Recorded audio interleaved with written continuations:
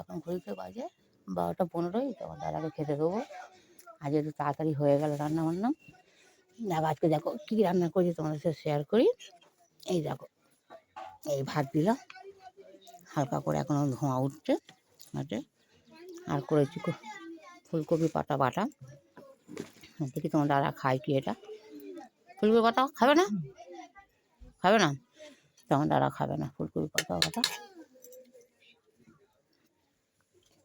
হ্যাঁ বা খাবে যা। এই ভাজা না খেয়ে একটু কচু তরকারি খেয়ে রাখো। কালকে একটু কচুর তরকারি ছিল, গরম করে রেখেছিলাম, দাদাকে দিই।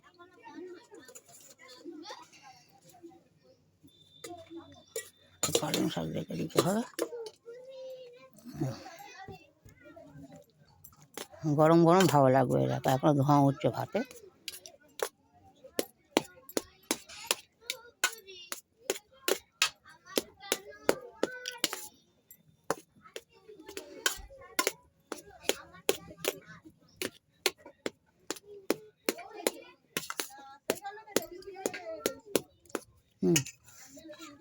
আল্লাহ। আর এটা তো দেখালাম। আর এটা হচ্ছে এই মাংসের তরকারি, যেটা শুকনো করে রেখেছি। আবার দেখি তোমার দাদা খায় কি। অন্যদিন পাতা বাটাটা খায়, আজকে কি মন গেছে খায় না। উনি কিন্তু ভালোবাসে। এটা ফুলকপির পাতা বাটা। আর একটু একটু মাছের তরকারি দিয়েছিল একদিন, সেটা আমাদের প্রতিদিনই দেয় আমাদের একটা করে তরকারি খেতে। আর একটু বিনস আলু ভাজা ছিল কালকে ঘরে, এটাও গরম করা। আর আজকে ভাত ওপরে উঠে যাচ্ছে।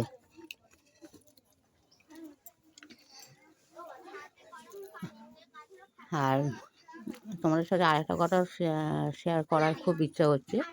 তোমরা তো অনেকেই ভাবছো যে আমরা তো তোমাদের বলেছি যে আমরা দুজন প্রেম করে বিয়ে করেছি। তবে তোমার দাদার সাথে আমার আলাপ কোথায় হয়েছে জানো?